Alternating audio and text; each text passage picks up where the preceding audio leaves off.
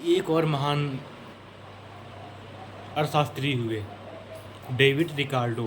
अब ज़रा सोचो पहले, मैं तुमको थोड़ा सा हिंट दे रहा हूँ। डेविड रिकार्डो 1817 यानी 1817, इसमें कौन सा सिद्धांत आया होगा? ज़रा आइडिया लगाइए, दिमाग लगाइए। जब मैंने आपको नाम बता दिया सीधे, डेविड रिकार्डो, कभी कभी क्वेश्चन पूछा जाता है ये। एक तरफ सिद्धांत लिखे होंगे, दूसरी तरफ नाम लिखे होंगे, मैच करो खाना बन। तो आपको जब पता होगा कि क्या है, तभी आप मैच कर पाएंगे आराम से, है ना। तो उस चीज़ को बताइए। मैंने आपको बताया 1817, ठीक है, डेविड रिकार्डो, लेकिन सिद्धांत का नाम क्या था? सिद्धांत का नाम था तुलनात्मक लागत सिद्धांत, जिसे डेविड रिकार्डो ने 1817 में दिया था, ठीक है।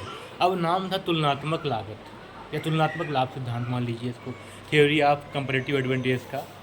अब डेविड रिकार्डो और एडम स्मिथ एक जैसी बात कर रहे थे, लेकिन उन्होंने सीधे दूसरी कंट्री पर वार कर दिया। और जो डेविड रिकार्डो थे, इन्होंने एक चीज़ बताई कि हमें गुड्स का कंपैरिजन करना चाहिए, और जो गुड्स हम अच्छे तरीके से बना रहे हैं, जो गुड्स हम स्पेसिफिक तरीके से बना रहे हैं और बेटर क्वालिटी का बना रहे हैं और सस्ता भी बना रहे हैं, तो क्या करना चाहिए? हमें वही गुड्स बनाना चाहिए, वही गुड्स हमें एक्सपोर्ट कर देना चाहिए, यानी दूसरे देशों में भेज देना चाहिए। निर्यात किसे कहते हैं? जब हम अपने गुड्स को, जब अपने गुड्स, वस्तुओं या सेवाओं को दूसरे देशों में बेचते हैं तो वो निर्यात कहलाता है, और जब खरीदते हैं तो वो आयात कहलाता है। शुद्ध भाषा में ऐसे समझिए, ठीक है। तो इस थ्योरी का आराम से कहना था कि हम तुलना करें गुड्स की, और जो चीज़ हम मोर इफिशियंसी में बना रहे हैं उसमें विशिष्टीकरण प्राप्त करें, और विशिष्टीकरण प्राप्त करके जो लागत कम आ रही है उसी गुड्स को बनाएं आराम से, उसी में स्पेशलाइजेशन करें। जैसे यूनिलीवर क्या करता है? स्पेशलाइजेशन करता है, ठीक है। ये कंपैरेटिव बेनिफिट उठाता है।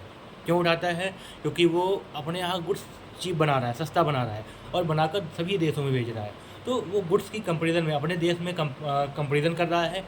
जैसे लक्स और गोदरेज कंपनी है, तो लक्स और जो यूनिलीवर कंपनी है और गोदरेज कंपनी का जो नंबर बनाता है और लक्स आता है, तो लक्स क्या करता है? नंबर 1 की तुलना में सस्ता करने की कोशिश करता है, और नंबर 1 साबुन क्या करता है? लक्स साबुन की तुलना में सस्ता करने की कोशिश करता है। बाद में मोर इफिशियंसी में बाहर भेजता है। अपने देश का सिस्टम क्या है कि अपने देश में जब कोई चीज़ हम बनाते हैं, वही मैंने एग्जांपल आपको दिया ना, लक्स साबुन और नंबर 1 का, और जिसमें विशिष्टीकरण कोई प्राप्त कर लेगा, वो दूसरे देशों में माल को एक्सपोर्ट करने लगेगा, क्योंकि उसकी पर यूनिट कॉस्ट जो है कम आएगी। ये था तुलनात्मक लागत सिद्धांत। अब आगे बढ़ते हैं।